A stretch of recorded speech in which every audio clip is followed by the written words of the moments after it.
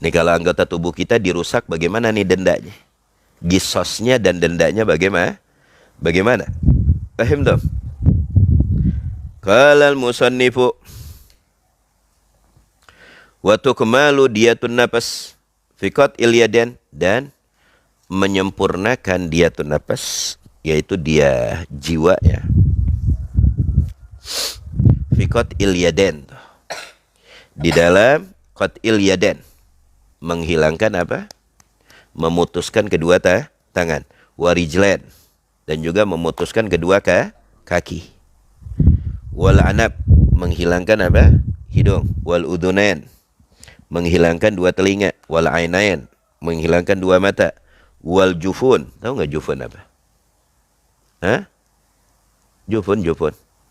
Jufun ini apa? Jufun. Jufunul arba'ah tuh. Lala, jufun arba'ah nih. 1, 2. Ini nih. 3, 4. Nih. Ini jufun nih, kulit. Ini yang bisa nutup-nutup. Paham nggak? Kalau itu hilang gimana ente mau nutup matanya? Pakai masker. Hah? Wal lisan. Nih. Lisan. Nih. Apa? Mulut. Wasyafatain. Lisan ini lidah. Wasyafatain apa? Dua. Nih, syafatain ya. Apa nih syafatain? Bibir. Dan juga tuntutan denda ini berlaku bukan hanya zahir dari anggota tubuh kita saja. Paham dong? Ya. Mata dengan mata, tangan dengan tangan, kaki dengan kaki. Itu anggota tubuh. Tapi ada tuntutan dia tersebut di dalam ma'ani anggota tubuh kita. Contoh, anggota tubuhnya tidak terluka, tidak hilang. Tapi makna dari anggota tubuh tersebut yang hilang. Contoh, mata nggak hilang, tapi menghilangkan daya daya pandangnya hilang. Misalnya urat dari dalamnya terputus, matanya ada, tapi nggak bisa ngelihat. Nah, ini juga masuk. Di dalam apa? Di dalam hal ini. Seperti apa? Wadhabil kalam tuh. Dahab. Hilangnya kalam, suara. Misalnya mulutnya rapih, lidahnya rapih, tidak hilang, tidak terluka, tapi pita suaranya yang dirusak. Nah, itu ada dendanya juga. Wadhabil basar. Dahab. Hilang. Basar. Daya pandang mata. Matanya ada, matanya nggak luka. Semuanya rapih, tapi daya pandangnya yang dirusak. Nah, itu juga ada dendanya. Wadhabis sama. Telinganya ada, tidak hilang, tapi gendang suaranya yang dirusak. Nah, itu juga masuk. Dan juga wadhabis syam. Dahab, hilangnya syam, daya cium. Hidungnya rapih, nggak terluka, tapi daya ciumnya yang dirusak. Nah, itu juga masuk. Paham? Daya cium muhim nggak? Penting nggak? Penting. Kalau daya cium nggak ada, gimana kita bisa ngebedain kotoran unta sama parfum? Hah? Benar nggak? Kalau daya sirap nggak ada gimana? Mana kotoran kucing, mana parfum, minyak wangi, gimana mau bedain? Nggak bisa kita bedain. Itu muhim, penting, berharga. Nah, orang yang menghilangkan daya apa? Daya cium, itu juga ada hukumannya. Dan juga wadhabil agal. Nah, menghilangkan akal. Palanya nggak bocor, palanya nggak rusak, tapi akalnya dirusak. Hilang akal, wadzikir, atau hilang ingatan. Kalau hilang akal itu gila. Paham? Wadhabil akal, menghilangkan akal, gila. Ada lagi wadhabil zikir, pengingat, yaitu pikun. Orang pikun itu bukan seperti orang gila. Kalau orang gila full gila. Tapi zikir itu pikun. Paham? Membikin seseorang pikun. Kalau orang pikun itu ada kalanya dia sadar, ingat. Paham? Pikun itu peluh. Nah, orang yang menghilangkan, menyebabkan daya pikun, itu ada hukumannya juga.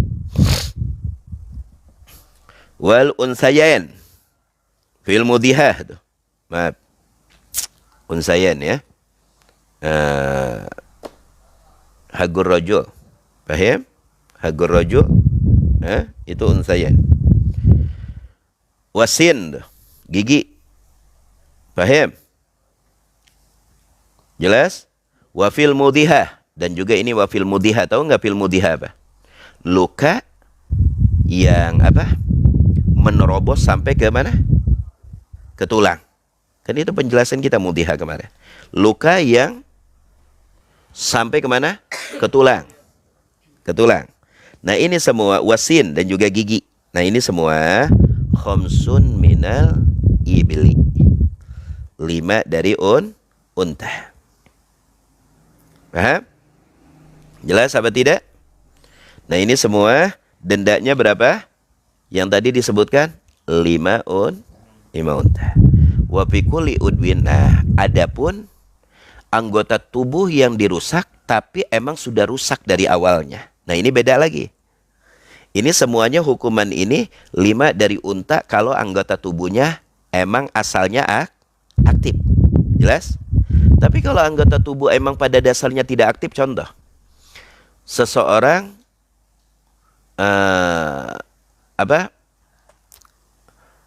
memotong tangan seseorang. Tapi tangan seseorang itu sebelum dipotong emang tangannya sudah stroke. Jelas? Emang dari awalnya sudah tidak aktif, sudah stroke. Nah, apakah di situ ada denda sesuai tataan ini? Tidak.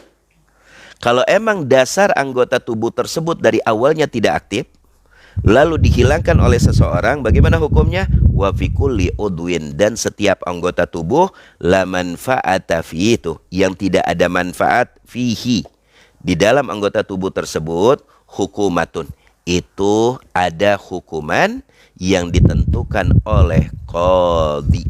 Jelas? Nah itu hukumannya ntar qadhi yang nentuin tuh, atau pengadilan yang nentuin. Paham toh? Jelas apa tidak?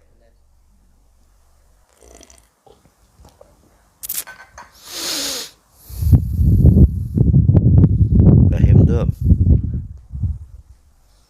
Nah lihat, ada syarah ya.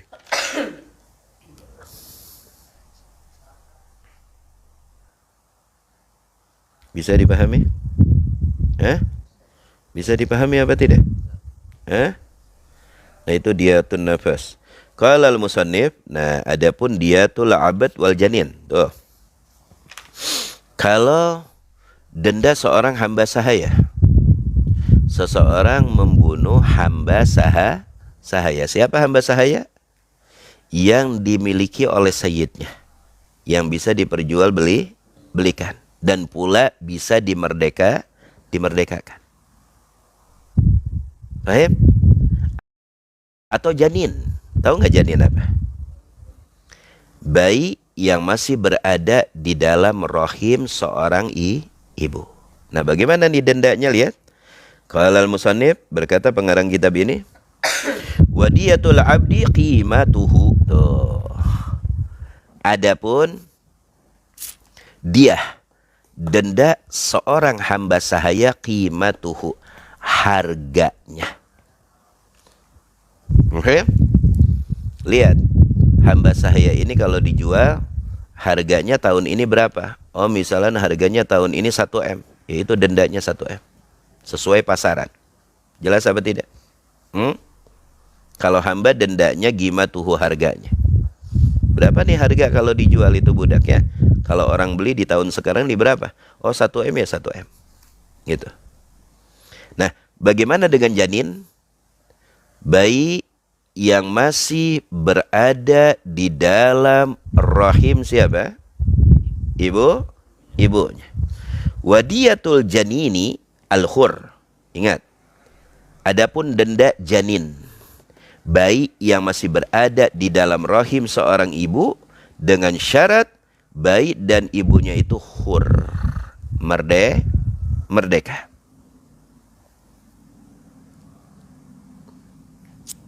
Paham? Di sini ghurratu abdun. Ghurratu abdin atau ammatin.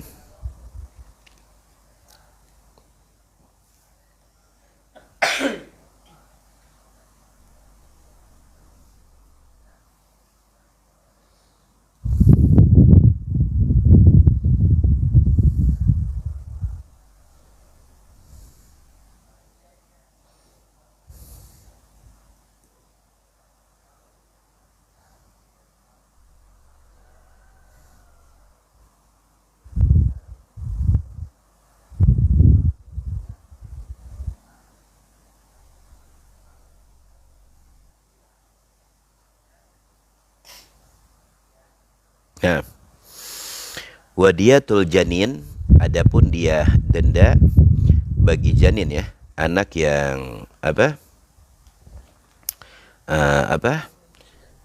yang terbunuh di dalam rahim ibunya, yaitu gurratu abdin au ammati, gurratu abdin au ammatin, yang artinya gurra itu membayar, dibayar dengan bentuk abdun, hamba sahaya laki-laki, atau ammatun, hamba sahaya perempuan. Paham tak? Paham?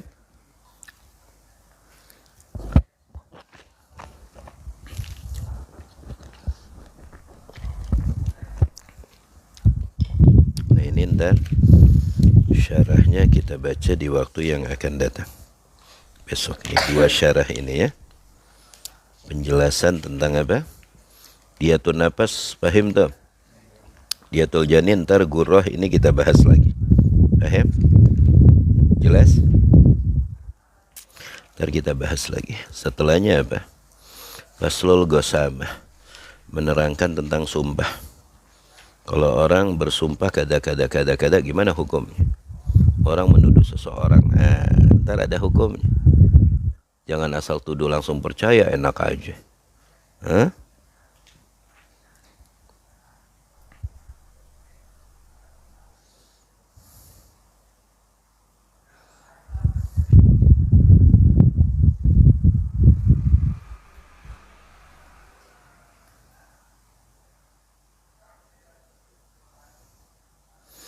Jadi kalau ada tuduhan itu begini.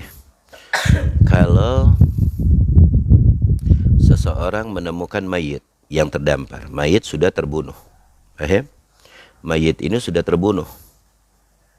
Lalu seorang menemukan, ini ada mayit yang sudah terbunuh. Terus satu orang menuduh bahwa yang membunuhnya si fulan. Nah itu ada hukumnya. Nggak langsung dipercaya aja, enak aja. Ya, nggak gampang, nuduh itu nggak gampang. Islam itu sangat menjaga kehormatan masing-masing, itu Islam. Dan Islam itu tidak semudah asal dengan pengakuan, tidak. Semuanya wajib ada tandanya dan juga ada saksinya. Itu Islam. Paham? Jelas apa tidak? Semuanya wajib ada saksinya dan ada tanda-tandanya. Paham dong? Jelas apa tidak? Wallahu a'lam bishawab.